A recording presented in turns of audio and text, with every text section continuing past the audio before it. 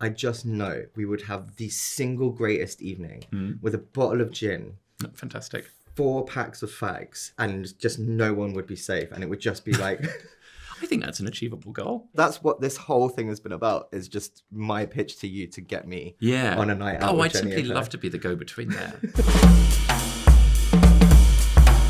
I'm afraid this is the book. To give you an idea, this is where the Taskmaster chapters start. In fact, we don't need to do that. It's too long. This is great. People have just said it's too long. It's too long. So I'm wearing, but this is what I'm wearing. That is your Taskmaster outfit. I was strongly encouraged, given that we were releasing the book, to capitalise on any sort of post-Taskmaster moment, a moment which is now ebbing away. But, why not name the book after something that happened on Taskmaster? Yardsticks for Failure, a joke that Frankie Boyle made at my expense. Why not hold an actual yardstick on the cover, of course? Give the people what they want, what they know. A quote from Frankie Boyle on the cover, fantastic. And then the Taskmaster outfit. There are so many wonderful, do you, for example, have a favourite ever outfit worn by a contestant on Taskmaster? There have been some stunning choices. So the thing that's in my head at the moment is just everything that Jenny Eclair put on her body. That was just phenomenal. I think the Taskmaster opening credits are always such a great montage of the series, but it made me so happy that every episode starts with Jenny Eclair shouting brace, brace, and then a boat crashing. I was so lucky. I mean, I dare say anyone who's ever been on the show would say they were very lucky with the people they were on with, because they're always such great casts. But I really loved the 4 people I got to hang out with. And Jenny Eclair was an incredible energy. Some of the stuff that she said in between takes in the studio, I can't say here, but it was in a very wholesome way, quite offensive. There were certain people, I just know we would have the single greatest evening with a bottle of gin. Fantastic. 4 packs of fags, and just no one would be safe, and it would just be like... I think that's an achievable goal. That's what this whole thing has been about, is just my pitch to you to get me on a night out. Oh, with I'd Jenny simply Eclair. love to be the go-between there. I think I could arrange that evening and then slowly sort of remove myself from it, so you, Jenny, could probably get stuck in the corner with all of your football cards. Listen, that's fine. That's fine. They cured my loneliness in 1998, and they'll cure it again this year when you and Jenny are kicking on, as well you should. We've got Ralph issue 6 is coming out, or is out. This is some accompanying content, and you're not across the chronology. I know. Fine.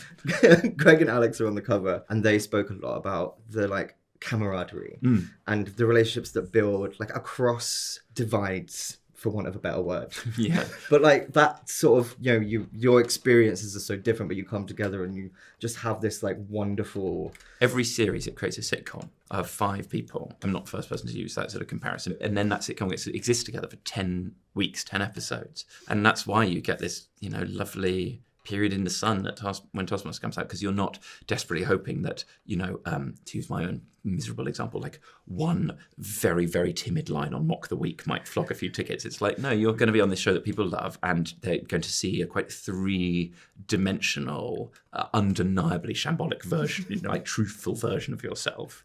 And there's going to be a real narrative arc across the whole thing. And every series, there's a mix of more established people like Frankie Boyle, but who people are getting to know a little bit better and in a different way. The new sort of cuddly, avuncular Frankie who became my TV dad. I was so lucky to get that experience.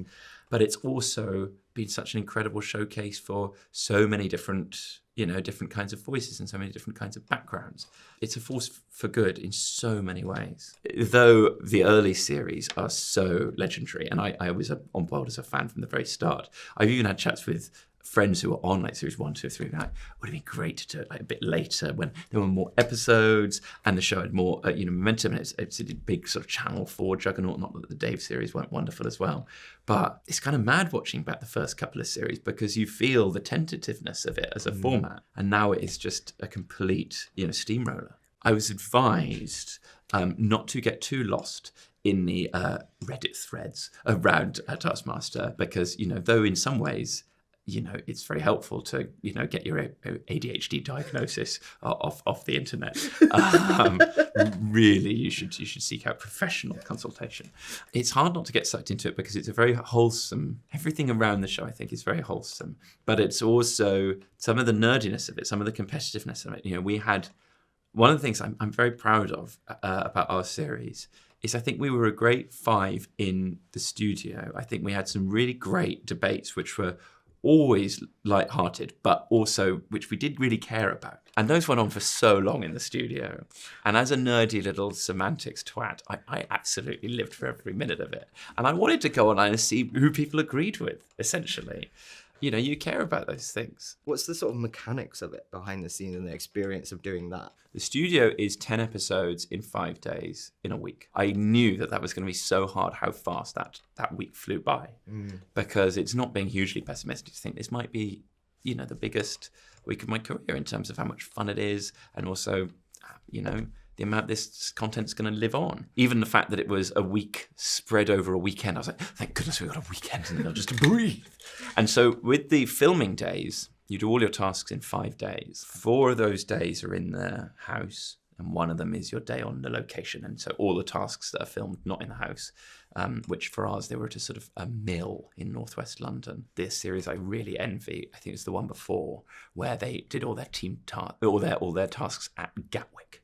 You know, Frank, Dara and Munya and Fern and Sarah and John Kearns all running around Gatwick. I'd like being in an empty airport, playing games in an empty airport. I think I'd a sort of long-held fantasy of mine. Sitting, the barge, the canal boat one. That's true. Exactly. I wouldn't have got to go on that barge. So let's be grateful for what I have, rather than livid about what I've missed. So. As well as that, your one of your days doing tasks is your team tasks day. So that whole day was with Frankie. And that was mad because I'd only done 1 day before. So I was still getting my feet under the table, like, okay, this is how Taskmaster works. And then I arrive and lovely Andy, the producer, says, and Frankie Boyle will be waiting for you inside. It's like, you've got so little time to react to that. And then you arrive and you say, hello, Frankie. And our first meeting was famously quite awkward. He thought that I was a delivery man.